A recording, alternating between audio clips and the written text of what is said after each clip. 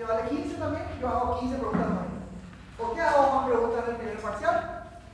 Porque en el primer parcial suele ser un rendimiento más afino, ¿verdad? Segundo parcial el rendimiento es mejor. Entonces, por eso yo doy más oportunidad a que puedan equivocarse. Más preguntas, menos puntos cada pregunta. Entonces, por eso hago más preguntas, así, si uno hierra una pregunta, a veces lo pierde, a veces pierde un punto, a veces lo pierde un punto, quiere ser más simple. Entonces, por eso hago más preguntas, pero en el segundo parcial hago 15 preguntas más allá de un punto cada uno. Ahí sí, equivocan uno y ya pierden un punto. Por eso no hago más preguntas. Van a ser 22, 20, 22 preguntas, no van a ser 30 no. Bueno, ¿algunas dudas, preguntas?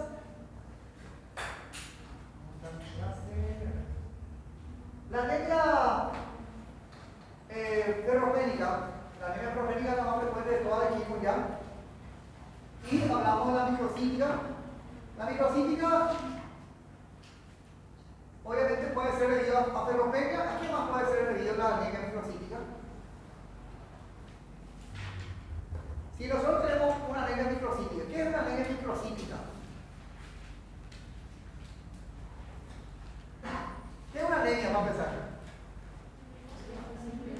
Disminución ¿de qué? Hemoglobina. ¿Y debido a qué? En caso de que sea microcítica, debido a una disminución de qué? Del DSM. Entonces, si tenemos una disminución del DSM, esto puede ser tres razones: o ferropenia, o ¿cuál es la otra dos posibilidades? Talasemia, enfermedad crónica. Son tres posibilidades.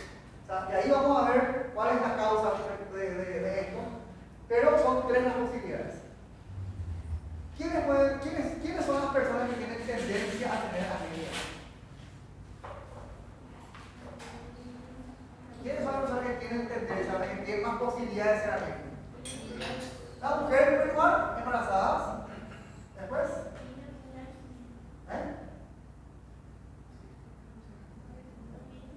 los niños también. ¿Quiénes más? Los adultos mayores también. ¿Quiénes más? La mujer embarazada, si la mujer que menstrua, también. La menstruación produce una anemia, por lo general temporal, y eso también son candidatas, de población candidata a ser anémica. Bueno, hablamos la pasada ya del. ¿En qué consiste el efecto Gore? Habíamos hablado de ese efecto. El efecto Gore, en el cual tenía una relación del pH con la hemoglobina. ¿Qué cambios tiene el pH con la hemoglobina? Tiene un pH menor y se une a oxígenos. Se une menos oxígeno, o sea que hay menor afinidad del oxígeno con la hemoglobina. ¿Y cómo le llamamos a esa afinidad? ¿O por medio de qué nosotros calculamos la afinidad del oxígeno con la hemoglobina? La saturación del oxígeno. Y ya sabemos los valores normales, ya hablamos de eso. Y tenemos el efecto Haldan. El efecto Haldan es un efecto competitivo, en el cual obviamente, por ahí hablamos la pasada, el efecto Haldan habla de que cuanto menor oxígeno hay,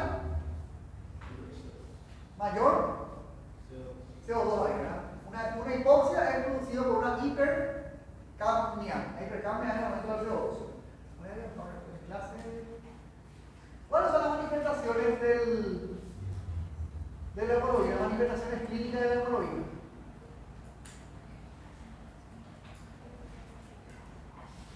Ahora vamos a ver unas cuantas más. Pero ¿cuál es el signo cardinal de la anemia? Signo cardinal, o sea, que más se ve. Palidez de piel y mucosas. Ese es el primer lugar. ¿Y qué pasa si un paciente no es pálido? O sea, pero si un paciente es anémico y no es pálido, ¿puede darse ese caso? O sea, un paciente que no es pálido, ¿puede ser anémico? Sí, claro que sí. Porque la anemia es laboratorial. ¿Qué va a tener un paciente? Un paciente anémico va a ser pálido en su piel, en sus mucosas, y va a tener qué tipo de signos que hablamos en la pasada. Trastornos visuales, va a haber borroso, va a tener mareos. ¿Cómo va a estar la presión del anémico frecuentemente? tenso, ¿verdad? Bueno, me preguntaban si el anémico puede ser hipertenso, sí, pero no por la anemia. Puede ser hipertenso por otras razones, ¿verdad? No puede ser hipertenso y anémico a la vez, claro que sí. Pero eso de la hipertensión que desarrolla ese paciente no es por la anemia, es por otra razón. Puede ser por un problema cardiovascular, puede ser por un problema renal, pero la anemia en sí genera hipotensión. ¿Por qué genera hipotensión la anemia? Dice patología es el por qué, todo es por qué. ¿Por qué creen ustedes que la anemia genera hipotensión? ¿Disminuye qué? ¿El qué?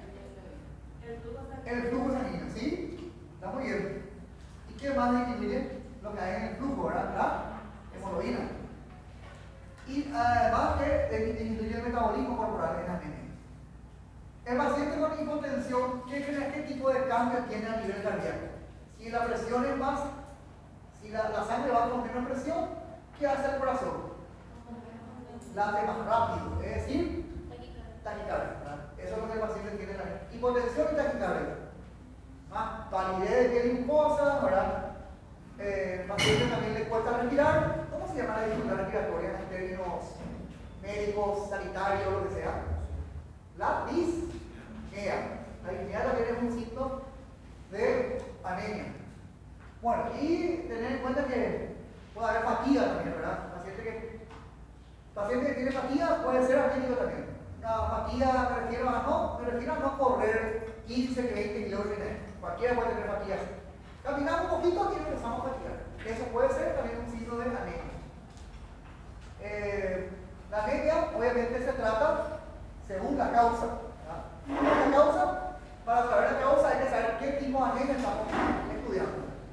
Bueno, preguntas, dudas sobre esto. Bueno, y ahora vamos a seguir viendo otros síntomas que se suelen dar en anemia.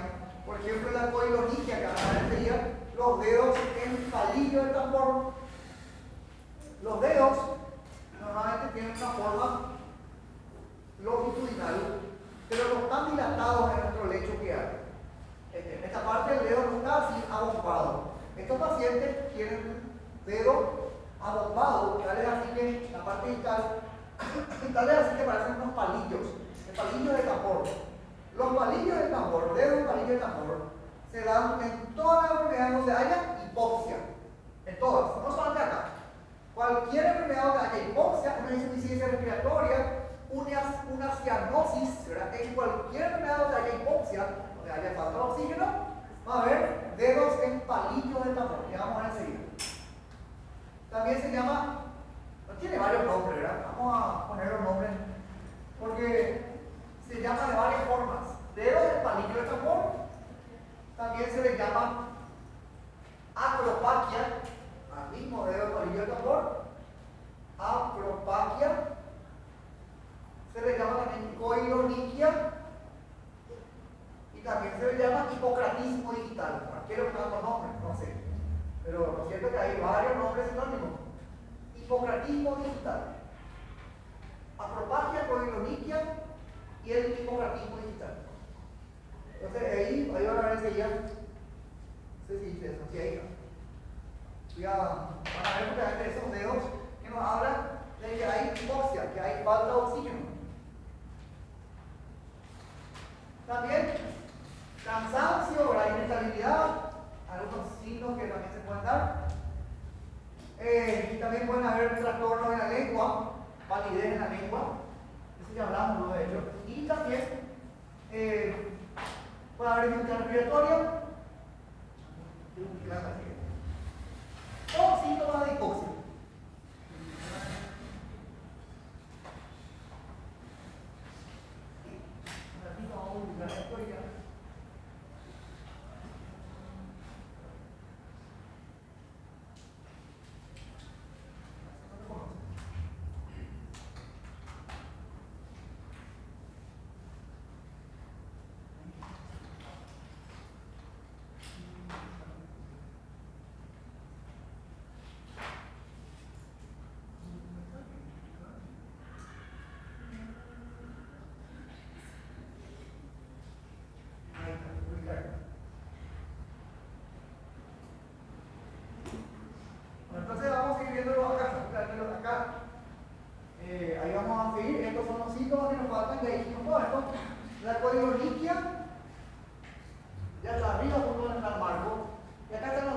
está limpio el tambor.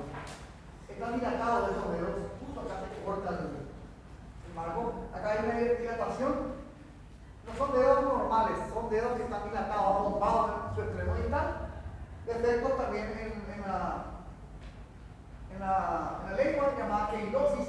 Ahí está, la quilosis es defecto de palidez en la lengua.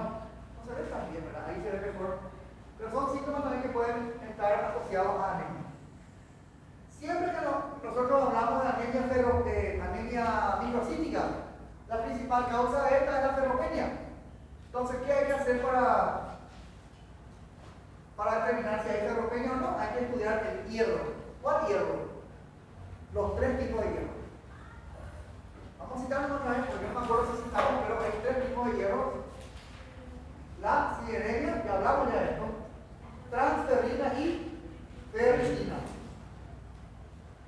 La transferrina es la que suele estar aumentado o normal puede estar en la anemia microcítica. O sea, la transferrina no nos interesa tanto. Lo que sí o sí suele estar aumentado es la sideremia y ni hablar, voy a poner más grande, la ferritina. La ferritina disminuida nos habla que hay ferropenia. O sea que esto es una anemia microcítica. Porque la anemia microcítica está asociada a ferropenia. ¿Y por qué puede darse la ferropenia? Bueno, por falta de ingesta, por mala absorción o por pérdidas. Cualquier tipo de pérdida digestiva, urinaria, por hemorragia, ¿verdad? Entonces, esos 3 hierros son los que hay que medir: la sideremia, la transferrina y la ferritina.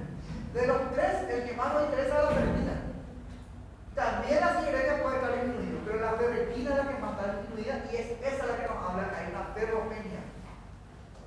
Porque si esto no se da de esta forma, si por ejemplo el hierro que tenemos disminuido es la transferrina y tenemos aumentado la sideremia y tenemos aumentado la ferritina, si se da al revés, esto no es una ferropenia.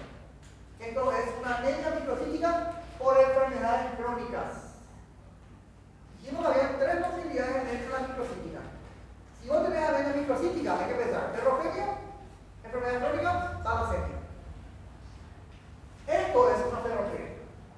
Pero esto no es una ferropenia. Esto es, la sideremia está aumentada, al revés de acá. Si la transferrina está disminuida, al revés de acá. Y si la ferritina está aumentada, al revés de acá, esto no es una ferropenia. Esto es una anemia microcítica por enfermedades crónicas. ¿Qué enfermedad crónica puede afectar? ¿Qué enfermedad crónica puede producir anemia? La insuficiencia renal. ¿Qué tiene que ver el riñón con la anemia? En el riñón se forma la eritropoyetina. La que hace la eritropoyesis, la que va a formar los glóbulos rojos. Entonces, evidentemente, cualquier problema renal va a generar o puede generar anemia. Bueno, eso en primer lugar. Después vamos a hablar que el hígado también tiene mucho que ver con la anemia, pero eso vamos a hablar después cuando hablemos de hemólisis. Ahora estamos hablando de los tipos de anemia microcítica. Y una de las enfermedades crónicas es la insuficiencia renal crónica, la IRC. Insuficiencia renal crónica que produce esto: aumento de sideremia, aumento de ferritina, disminución de transferrina. Esto no es una ferropenia. Esto sí es una ferropenia. Esto sí es, nos dice acá, hay déficit de hierro. Pero te dice que hay déficit de hierro, no te dice dónde está el déficit de hierro. Puede ser que sea no comes hierro, o estás perdiendo hierro, o no estás absorbiendo hierro. Eso hay que buscar otra vez. Pero por lo menos que ya tenemos más clara la película. Ya sabemos que es una ferropenia, ya descartamos que sea una enfermedad crónica. ¿Y cómo vamos a descartar que no sea una talasemia? Pues acuérdense que había 3 posibilidades también acá.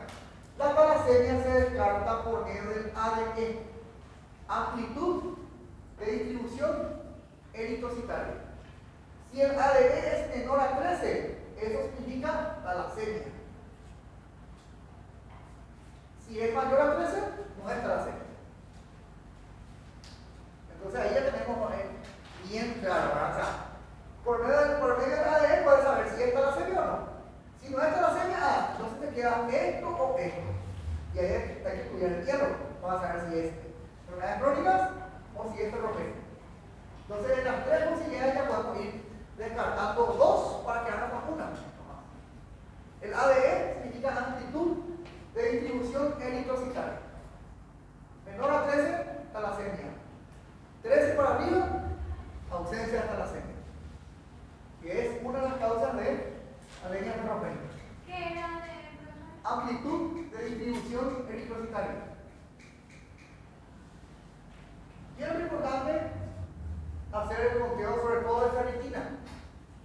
retina, lo que después se puso en mayúscula acá, es la más importante para saber si hay ferropenia. ¿Qué es la ferritina? Es el hierro de depósito, el hierro que se almacena en nuestro cuerpo. ¿Dónde? En el hígado. Y eso se hace por medio de técnicas radioinmunológicas o radioinmunoensayo, que ven ustedes ahí. Eso van a hacer ustedes más adelante en cuarto, quinto, inclusive yo creo que van a hacer inmuno, ¿qué año van a tener? Inmunología. Quinto. En quinto van a tener, ¿verdad? Bueno, ahí van a hacer este tipo de técnicas para determinar la cantidad de hierro. Y en la pasantía que van a hacer también, una que termine la carrera, también le va a tocar hacer, ¿verdad? Este tipo de técnicas, que se hace en el laboratorio externo. Y la otra, el otro estudio que se hace es la tinción de Pearls. La tinción de Pearls es la tinción que se hace cuando se aspira la médula ósea. Cuando yo quiero estudiar médula ósea, yo puedo hacer una función de la médula ósea y aspirar el contenido de la médula ósea. Pero, saben ustedes también que la médula ósea se puede estudiar por el conteo de reticulocitos. Pues imagínense que yo que acá quiero estudiar la médula ósea al paciente, le voy a pulsar la médula ósea. No. Pero hay veces que sí es necesario pulsar la médula ósea. La médula ósea ustedes saben que es el famoso caracú que le llaman, ¿verdad? El interior del hueso. Hay que penetrar el hueso con una jeringa. Una jeringa, no es la jeringa ahí, esa que nos ponen una jeringa que tiene un trocar, que es como un hierro, un taladro prácticamente. Obviamente esto se hace con anestesia. Modo, ¿verdad? Vamos a entrar. Penetrando el hueso se hace con anestesia y después se punza el hueso y se aspira el interior del hueso y se saca contenido de médula ósea para saber si hay o no sangre en la médula ósea. Y también esto se hace para trasplantar médula ósea. Si algún paciente necesita trasplante, se saca de otra persona y se le trasplanta la médula ósea. O sea que esta tinción de Pearls es una tinción que se utiliza en una técnica diagnóstica y también terapéutica. Más adelante vamos a ver cómo se hace. Bueno, entonces, ¿qué tratamiento tendrían las personas que tienen ferropenia? Bueno, consumir hierro. Vía oral se puede consumir, hay pastillas con sulfato ferroso, tenemos estas ampollas bebibles, más conocido el Totema. Hay muchas ampollas bebibles que se pueden tomar, vitaminas en general que se pueden tomar, hay multivitamínicos también que ayudan a reponer esto. Pero estas vitaminas son sustituyentes nomás. O sea que lo más importante es consumir hierro. Y el hierro hay en muchos lugares, hay en los lácteos, hay también en la leche, ¿verdad? En el pescado, en el hígado, en las hortalizas, en ciertos cereales también. El berro, como siempre digo, en primer lugar siempre el berro. El berro, uno come berro y ya con un vaso de berro ya aporta el 100% del hierro diario. Berro y remolacha, esos son los dos más conocidos que aportan hierro. Así que a los pacientes también evangélicos nosotros le decimos que consuman berro y remolacha, que le va a ayudar bastante bien a aumentar su hemoglobina. Pero ¿en qué caso decimos eso? En caso de que sepamos que esto sea ferropénico. Porque ¿qué pasa? Si la anemia no es ferropénica, puede ser que la vitamina B12 sea el problema, o el ácido fólico, o una hemorragia, o una hemólisis, hay muchas causas de anemia. Pero si estamos seguros que es una ferropenia, entonces ahí puede ayudar el consumo de hierro. ¿Cuál es el problema del hierro? ¿Por qué este caso de tratamiento oral? Ahí habla para el caso de tratamiento oral. Porque produce muchas veces muchos efectos adversos. Náuseas, diarrea, a veces produce vómitos, también a veces produce dolores. Eso ya es más raro, ¿verdad? Pero puede producir vómitos, diarrea. De que empecé a tomar ese hierro, tengo diarrea. Por eso a veces muchos dejan de tomar. Se puede también hacer por vía intramuscular, por vía endovenosa. Y por supuesto, ahí tienen ustedes cómo se. No está acá, más adelante tenemos cómo se calcula el porcentaje y la cantidad de hierro. Acá está la fórmula, ¿verdad?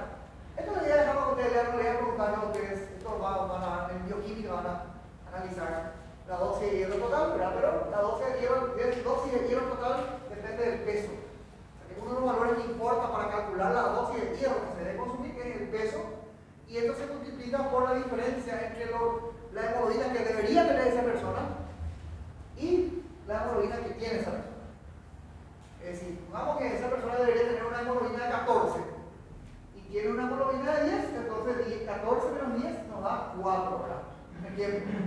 4 se multiplica por una constante que es 2,4 y a eso se le suma la cantidad de ferritina, la cantidad obviamente antes de calcular esto hay que saber cuánta ferritina tiene esa persona en su sangre. Se le suma esa ferritina y a todo esto se multiplica el peso corporal en kilogramos y ahí se cuánto es la dosis que esa persona tiene que consumir de hierro. Sí, entonces según cada persona, ¿verdad? O sea, cada caso es diferente, porque una persona puede tener poca diferencia, acá vemos una diferencia de 4, otra persona puede tener una diferencia de 2, otra puede tener 6, todo varía. Y varía también según la ferritina que tenga esa persona. Y varía también según el peso. Por ahí vemos algunos ejemplos de hierro, de cómo están formulados estos hierros. En la mayor cantidad de hierro es el sulfato ferroso. Y ahí ven ustedes la cantidad de hierro que deberíamos consumir diariamente. Pero como vemos, esto es variable. Dejamos ahora la anemia microcítica y hablamos ahora de la anemia normocítica. Concluimos la anemia microcítica y podemos resumir que la microcítica es la disminución del BCM junto con la hemoglobina, obviamente, y que hay tres posibilidades: enfermedades crónicas, ferropenia, que ahí ya sabemos qué hierro tiene que estar disminuido y qué no, la retina y la sideremia, y si esto no fuera, entonces tenemos que buscar la ADN para saber si es o no una talasemia, que más adelante vamos a hablar de la talasemia. Y ahora hablamos de la anemia normocítica, las anemias normocíticas, que son grandes anemias.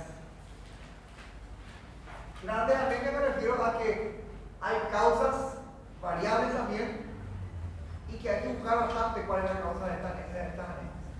Pero tenemos dos grandes causas, o dos grandes tipos nuevamente. La anemia normocítica puede ser aregenerativa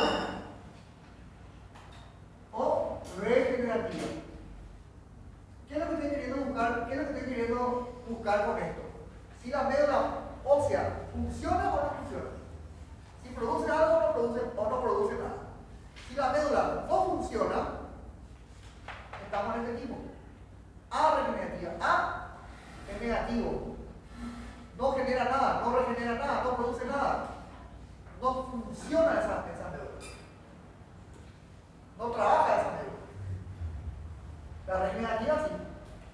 La regenerativa sí que está produciendo, tratando de compensar, tratando de ajustar. Hay hemorragia, a lo mejor hay hemoglobina baja, pero la médula está tratando de que esa hemoglobina suba. La regenerativa entonces es un problema de médula ósea, en la cual tenemos una aplasia medular. Y la aplasia medular, ¿qué significa? Aplasia es reducción del número de células. Quiere decir que acá no solamente va a afectar a los glóbulos rojos, sino que también a los blancos y a las plaquetas. Y ya les dije yo lo que ocurre cuando se da esto. Tenemos una pancitopenia. Creo que les dije, no me acuerdo bien porque tengo varios grupos y no me acuerdo a quién es lo que les dije, ¿verdad? Tengo un grupo B también. Pero eso es lo que genera. Pancitopenia. Pan, todo, cito, célula, penia, disminución de todas las células. Bajan los blancos, bajan los rojos y bajan las plaquetas. Los tres bajan. A regenerativa. Y la regenerativa puede ser de dos, o por dos motivos: por hemólisis o por hemorragia. Hemorragias. ¿Qué es una hemólisis? Antes de seguir. Destrucción más que la hemoglobina, de los glóbulos rojos. O bien puede ser que haya una apoptosis rápida, o sea que en vez de que una célula viva 120 días, un glóbulo rojo viva 120 días, vive 60 nomás. O sea que no llega todavía a su época de morir, pero ya muere antes. Una apoptosis rápida. Entonces eso también es hemólisis. Eso es lo que vamos a ver ahora.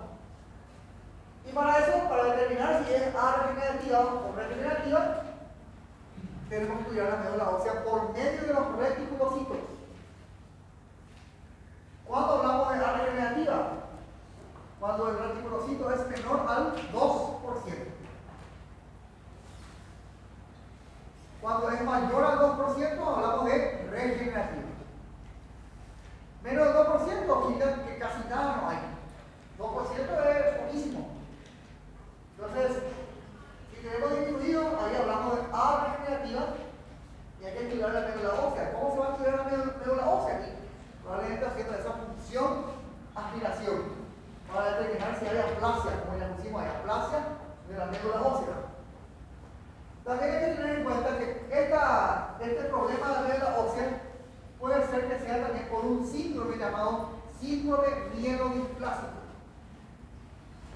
Ese síndrome mielodisplásico, ¿qué significa mielodisplásico? Mielo viene de médula. Displásico significa que tenemos célula acá, ¿eh? Tenemos células, no hay aplasia. Aplasia significa que vos tenías 5 células y ahora tenés 1. O tenés nada. Eso es aplasia. Disminución del número de células. En vez de tener 5, tenés 1, o tenés 0, o tenés 2. Disminuyó la cantidad de células. Eso puede ocurrir acá. Y eso afecta a la médula ósea. Pero también tenemos la displasia, por el síndrome mielodisplásico, en la cual vos tenías 5 células. Eso de 5 es como un ejemplo. Y ahora tenés 5 células, pero todas desorganizadas, todas encimadas, todas en forma alterada. Entonces no nos sirve eso. O sea, acá en el síndrome mielodisplásico, la celularidad está normal o aumentada. O sea que no hay pérdida de células, como así hay acá, en la aplasia. Pero estas células que están normales, en número nada más, están alteradas. En forma están alteradas en la estructura, o están desorganizadas. Se pierde la desorganización. Así como dijimos, la displasia es la desorganización de la célula. Tenemos 5 células, acá tenemos 5 también, pero esto no es igual a esto. Entonces tenemos que tener en cuenta que hay un síndrome llamado síndrome mielodisplásico, en la cual no hay pérdida de células. No se pierde, no baja el número de células, pero sí hay un trastorno que afecta también a la médula ósea. Bueno, y se forman esto. Se forman los dacriocitos. Eso ya hablamos la vez pasada. De la anisocitosis, de la poiquilocitosis. Los dacriocitos, ¿qué son? Glóbulos rojos en forma de lágrima. Eso no tendría que ser así. En el síndrome mielodisplásico ocurre la formación de dacriocitos. También puede ser que este problema de médula sea por una infiltración, por un tumor. Un tumor de médula ósea puede afectar a la médula ósea. Un mieloma múltiple. Cualquier sea el tumor. Cualquier tumor de la sangre puede afectar a la médula ósea. Y también, no sé si dice por ahí, pero bueno, el consumo de fármacos. Hay fármacos que afectan a la médula ósea. Me refiero, 5 minutos y tenemos receso, a los citostáticos. ¿Qué son los fármacos? Tengo yo de farmacología, ¿verdad? Eso voy a explicar. Los citostáticos son fármacos antineoplásicos, o sea, que se utilizan en tumores. En ciertos tumores, ¿verdad? En ciertos cánceres, ¿verdad? Así se llaman, citostáticos. Pero, como siempre se sabe, los fármacos antineoplásicos, siempre se sabe de ellos de una forma así, porque no sé si todos saben. Los fármacos antineoplásicos bloquean a un tumor, pero pueden dañar a otras células. Por eso cuando uno se aplica se hace una quimioterapia, por ejemplo, puede tener daño a otras células. Se cae el pelo, por ejemplo, uno adelgaza. Porque el quimioterápico no es que dice, acá está la célula normal, la célula cancerígena, esto nomás le ven acá. No, ataca todas las que están alrededor. No es específica, no elige. Entonces, esos citostáticos pueden mejorar algún tumor, algún tipo de cáncer, ¿verdad?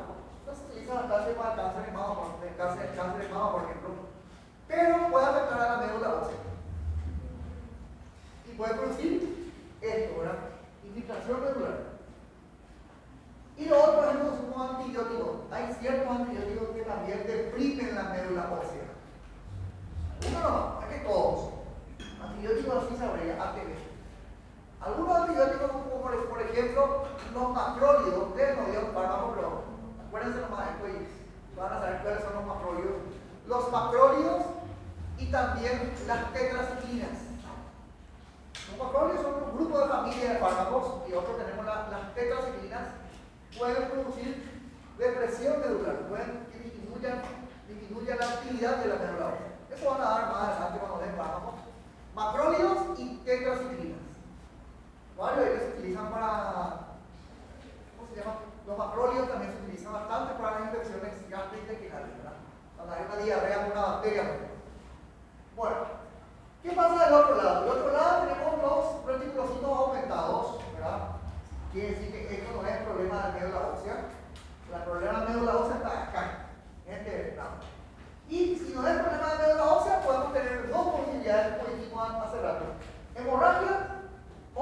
hemólisis. Y es lo que dice acá. Anemia post-hemorrágica y anemia hemolítica. Una de las dos, ¿verdad? O hemólisis o hemorrágica. Entonces, la hemorragia, cualquier tipo de hemorragia. Cualquier pérdida por oído, sangrado por la silla, sangrado por el ojo, pero eso es muy raro, sangrado por nariz, cualquier tipo de hemorragia puede producir, inclusive la menstruación, puede producir anemia. Obviamente, la anemia para que se pueda producir tiene que haber un sangrado de 500 ml por lo menos, mínimo. Mínimo. Si la hacíamos, como siempre digo, si cada un bioquímico, en el momento de la crucifixión, en el momento del latigazo, cuando le estaban pegando a Jesús, ¿verdad? En ese momento le hacían un hemorragia que era que estaba anémico.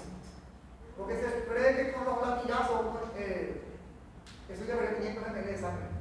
Con toda esa latigazo y la corona espina, 500 ml es lo que se cree que perdió ya en ese. O sea, hoy hay un estudio, ¿verdad? Todas las causas, ¿verdad? Es decir, de todas las condenas que hubieron en los tiempos pasados, ¿verdad? Hay personas que se encargan de investigar en esos casos. 500 ml con esa pérdida uno le puede entrar en ello. Incluso después de donar sangre uno puede estar un poquito anémico, pero eso rápidamente se repone, ¿verdad? Y la sangre total, ustedes saben, ya a las 48 horas, todo normal, como si fuera que nadie donó sangre. Inclusive en las 24 horas, el mismo día uno ya puede estar nuevamente normalizándose su pérdida de sangre, ¿verdad? Y las 48 horas hay todo el volumen total que había antes de la donación nuevamente. Así que no se desesperen que esa sangre se repone, ¿verdad? A no ser que una persona sea anémica, no puede donar sangre. Que es anémico de por sí, no puede donar sangre. El que uno se puede poner anémico entre comillas por la donación, pero eso dura 2 horas, ¿no? Apenas 2 horas después ya el paciente ya está sin anemia otra vez. Y entonces es un estudio que se hizo. Bueno, y lo otro es la hemólisis. La hemólisis que vamos a hablar enseguida, después del proceso vamos a hablar de la hemólisis. Terminar con esto, ¿verdad? La hemólisis genera algo que se llama hiperesplenismo. ¿Qué es el hiperesplenismo? El aumento del bajo. El bajo, que está acá, un órgano que está acá a la izquierda, aumenta de tamaño. Hiperesplenismo. Esplenismo viene del inglés spleen. Spleen es bajo en inglés. Y por eso habla de hiperesplenismo. ¿Por qué el bajo? Porque en el bajo es el lugar donde los glóbulos rojos van a morir. Ahí es, como siempre yo le digo, ¿verdad? El cementerio de los glóbulos rojos, que hay en el bajo, y por eso. Quiere decir que una muerte muy rápida del glóbulo rojo, una destrucción del glóbulo rojo, que es la hemólisis, genera esto. O sea, el bajo agrandado te está diciendo, acá hay demasiados glóbulos rojos que están muriendo. Hay una hemólisis. Bueno, y también puede ser por anemia carencial, es decir, anemia por falta de nutrientes, de minerales, por ejemplo. Bueno, preguntas de acá, dudas. Vamos a tener un proceso y después seguimos con esta clase. Después de llevar a lista. Y media y máximo 25 si pueden volver. Así ya después tenemos una media hora más y terminamos.